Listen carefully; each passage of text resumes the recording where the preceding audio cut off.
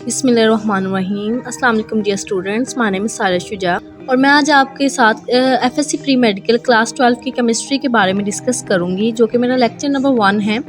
मैं आपको बताऊंगी कि चैप्टर नंबर 7 से ही क्यों मैंने अपना लेक्चर नंबर 1 स्टार्ट किया है। इसकी रीज़न ये है कि जो एफएससी की जो हमारे पास केमिस्ट्री की बुक होती है वो दो चीज़ों पे बेसिक उसका कॉन्सेप्ट दो चीज़ों पे होता है, एक ऑर्गेनिक पे एक इनऑर्गेनिक पे। जो हमारे पास ऑर्गेनिक पोर्शन है वो 7 to 16 चैप्टर्स तक रेंज करता है और जो हमारे पास इनऑर्गेनिक पोर्शन है वो हमारे पास 1 to 6 चैप्टर्स तक रेंज करता है। तो इस वजह से जो मेनली हमारे पेपर में हमारे जो टॉपिक्स इंक्लूड होते हैं, जो मेनली हमारा पेपर आता है मैक्सिमम ऑर्गेनिक पोर्शन में से आता है 60 to 70%। इसलिए मैं चैप्टर नंबर 7 को मेनली आपके साथ डिस्कस करूंगी, जो कि मेरा लेक्चर नंबर 1 है।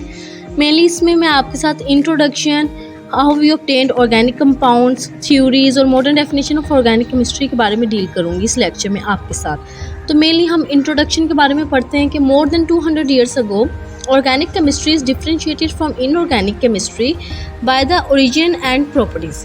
उन्होंने कहा कि जो हमारे पास 200 से ज़ायद साल पहले जो ऑर्गेनिक कंपाउंड और इनऑर्गेनिक कंपाउंड में जो डिफरेंस था ना, वो उसकी ओरिजिन और प्रॉपर्टीज़ की वजह से था। ओरिजिन ये था, ओरिजिन की वजह से क्यों था कि कहाँ से ऑब्टेंड हुआ, वेदर वो हमारे पास प्लांट से ऑब्टेंड हुए हैं, एनिमल से ऑब्टेंड हुए हैं या हमारे पास नॉन लिविंग ऑर्गेनिज्म से ऑब्टेंड हुए हैं। ये डिफरेंस था। प्रॉपर्टी में आ जाता है केमिकल एंड फिजिकल प्रॉपर्टी कि whether they are insoluble, whether they are soluble, वो सॉल्युबल हैं कि इनसॉल्युबल हैं।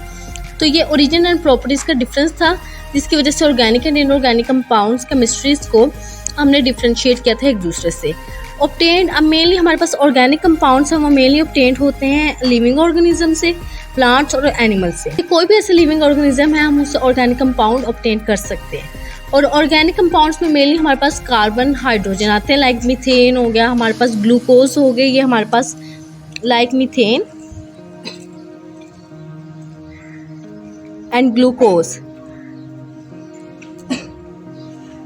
वो वाले कंपाउंड्स जिसमें हमारे पास कार्बन प्लस हाइड्रोजन आते हैं। ये दो डेरिवेटिव्स आपस में दोनों एज अ कॉम्बिनेशन प्रेजेंट होते हैं किसी भी कंपाउंड में, उसको हम ऑर्गेनिक कंपाउंड कहते हैं। These are the organic compounds. Mainly हम ये डेफिनेशन पढ़ते हैं ऑर्गेनिक कंपाउंड्स की। और इनऑर्गेनिक कंपाउंड्स हम ऑब्टेन करते हैं नॉन लिविंग थिंग्स से, जो कि हमारे पास नॉन लिविंग थिंग्स में वुड्स आ जाते हैं, कोई भी, और मिनरल सोर्सेज स्पेशली हमारे पास होते हैं रॉक्स एंड सोर्स। इनकी फॉर्म में इनकी डिकम्पोजिशन होती है, टेंट कहाँ से होते हैं, इनकी अकरेंस क्या है, ऑर्गेनिक कंपाउंड की और इनऑर्गेनिक कंपाउंड की। अब हम मेनली टू थ्योरीज के बारे में पढ़ेंगे, कौन सी अप्लाई की गई थ्योरी और कौन सी रिजेक्ट की गई। लाइक हमारे पास 19th सेंचुरी में एक साइंटिस्ट था जैकोब बर्ज़ेलियस। वो एक अर्ली केमिस्ट था, यानी कि वो 19th सेंचुरी का केमिस्ट था, स्वेडिश केमिस्ट है। He was a Swedish chemist.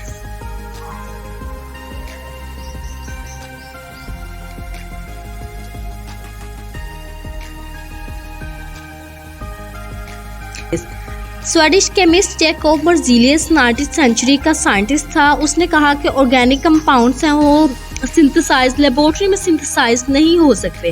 हमारे पास ऑर्गेनिक कंपाउंड्स क्या थे, लिविंग कंपाउंड्स, लिविंग ऑर्गेनिज्म से ऑब्टेन्ड होने वाले, यानी कि प्लांट्स और एनिमल से ऑब्टेन्ड होने वाली चीज़ें हमारे पास ऑर्गेनिक कंपाउंड थी। तो उसने ये उसकी वाइटल फोर्स थ्योरी थी। According to the vital force theory organic compounds are only synthesised from living organisms. Organic compound सिर्फ लिविंग ऑर्गेनिज्म से ऑब्टेंड हो सकते हैं, लेबोरेटरी में सिंथेसाइज नहीं हो सकते, यानी कि आर्टिफिशियली प्रिपेयर्ड नहीं हो सकते। Chemical compositions, chemical reactions in पे अप्लाई किए जाएं फिर भी ये हमारे पास प्रिपेयर नहीं हो सकते। ये हमारे पास vital force theory Swedish chemist Jacob Berzelius scientist था, उसने हमें वाइटल फोर्स थ्योरी दी थी। वाइटल फोर्स थ्योरी की रिजेक्शन एक साइंटिस्ट था, वो भी एक अर्ली साइंटिस्ट था, फ्रेडरिक होलर। उसने हमारे पास वाइटल फोर्स थ्योरी की रिजेक्शन की थी। According to him an organic compound can be synthesized into the laboratory. According to him an organic compound can be synthesized into the laboratory. इनके उसने कहा था कि जो हमारे पास ऑर्गेनिक कंपाउंड होते हैं वो लेबोरेटरी में भी सिंथेसाइज्ड हो सकते हैं। अकॉर्डिंग टू दिस साइंटिस्ट जिसने हमारे पास वाइटल फोर्स थ्योरी को रिजेक्ट किया था, उसका नाम फ्रेडरिक होलर था। ये एक साइंटिस्ट था, उसने हमारे पास वाइटल फोर्स थ्योरी को रिजेक्ट किया था। वाइटल फोर्स थ्योरी क्या थी कि जो हमारे पास ऑर्गेनिक कंपाउंड्स हैं वो सिर्फ और सिर्फ हम लिविंग ऑर्गेनिज्म से सिंथेसाइज्ड कर सकते। लेकिन ये फ्रेडरिक होलर एक साइंटिस्ट था, उसने कहा था कि जो ऑर्गेनिक कंपाउंड्स हैं वो हम इनऑर्गेनिक कंपाउंड से भी ऑब्टेन कर सकते हैं, ये उसकी थ्योरी थी। और फिर उसने ये करके भी दिखाया था, यानी कि उसने एक्सपेरिमेंट किया था कि जो हमारे पास ammonium cyanate is an inorganic compound, और उसने इस कंपाउंड को ऑब्टेन किया था हमारे पास यूरिन ऑफ अ मैमल, एक मैमल जो लिविंग ऑर्गेनिज्म है उसके यूरिन से उसने अमोनियम साइनेट एक इनऑर्गेनिक कंपाउंड एक्सट्रैक्ट किया था और उसको लेबोरेटरी में डिकम्पोज किया, उस पर केमिकल रिएक्शन अप्लाई किए और उस अमोनियम साइनेट को उसने डिकम्पोज करके एन ऑर्गेनिक कंपाउंड यूरिया में कन्वर्ट किया था। तो उसकी इस थ्योरी के अकॉर्डिंग उसने कहा कि जो ऑर्गेनिक कंपाउंड्स हैं can also be synthesized into the laboratory. फिर यहाँ पे ammonium cyanate extract from urine of mammal for synthesising urea, यही इस थ्योरी की जो हमारे पास ये थ्योरी मैंने आपको ऊपर ही सारी थ्योरी बताई है, इनके सारी वर्डिंग में जो मैंने बताया है उसकी समरी ये है कि जो हमारे पास अमोनिया साइनेट है वो एक इनऑर्गेनिक कंपाउंड है और वहाँ पे फ्रेडरिक होलर ने एक इनऑर्गेनिक कंपाउंड को एक्सट्रैक्ट किया था एक urine of a mammal which was a living organism, जो कि एक लिविंग ऑर्गेनिज्म था, उसमें से एक इनऑर्गेनिक कंपाउंड को सिंथेसाइज्ड किया लेबोरेटरी पे, उस पर बहुत से एक्सपेरिमेंट किए, केमिकल रिएक्शंस किए उसके ऊपर और उसको कन्वर्ट कर दिया यूरिया में। That was an organic compound. ये हमारे पास इस थ्योरी की रिजेक्शन थी और ये थ्योरी फर्दर इस बिहाफ पे यूरिया की सिंथेसिस के बिहाफ पे फिर आगे ये थ्योरी लेके गई, यानी फिर यूरिया की सिंथेसिस के बाद ये थ्योरी आगे हमारे पास बहुत सी जगहों पे अप्लाई की गई। हमने मिलियंस ऑफ ऑर्गेनिक कंपाउंड इस थ्योरी के अकॉर्डिंग, जो फ्रेडरिक होलर ने हमारे पास थ्योरी दी थी कि it is not possible that an organic compound can not be synthesised by inorganic compound. उसने कहा था कि ये पॉसिबल ही नहीं है कि हम एक ऑर्गेनिक कंपाउंड को इनऑर्गेनिक कंपाउंड से सिंथेसाइज्ड नहीं कर सकते। उसने कहा कर सकते हैं, उसने ये एक्सपेरिमेंट भी आपको करके दिखाया। इसके बाद हमने ऑर्गेनिक केमिस्ट्री की मॉडर्न डेफिनेशन को स्टडी किया कि according to modern definition of an organic chemistry is the branch of chemistry which deals with the study of compounds of carbon and hydrogen and their derivatives. Carbon and hydrogen को combination में हम hydrocarbon भी कहते हैं, so that's why I use the word hydrocarbon. तो उसने कहा कि जो ऑर्गेनिक केमिस्ट्री में जो हमारे पास कंपाउंड्स यूज होते हैं वो मेनली कार्बन और हाइड्रोजन के होते हैं। अगर ये दोनों कंपाउंड्स में एक साथ प्रेजेंट है that they are organic compound. इनके डेरिवेटिव्स बहुत से हो सकते हैं। डेरिवेटिव्स क्या होता है कि हमारे पास कार्बन और हाइड्रोजन के अलोंग और भी बहुत से कंपाउंड लगे हों, like nitrogen, oxygen and sulphur, 3 compounds only.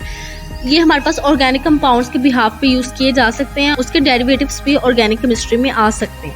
जैसा कि मैंने आपको पहले बताया कि यूरिया के सिंथेसिस के बाद मिलियंस ऑफ ऑर्गेनिक कंपाउंड्स हमने ऑब्टेन किए। उनका जो मेनली कंसिस्ट करता था ना compound, it was carbon and also hydrogen. ये बात मैं आपको अभी पहले भी बता चुकी हूँ। जो कार्बन और हाइड्रोजन थे वो मेन कंपोनेंट्स थे किसी भी ऑर्गेनिक कंपाउंड के, और उसके डेरिवेटिव्स ऑक्सीजन, नाइट्रोजन, सल्फर के फॉर्म में वो एग्जिस्ट कर सकता था। यहाँ पे मैंने यूरिया की एग्जांपल दी है आपको।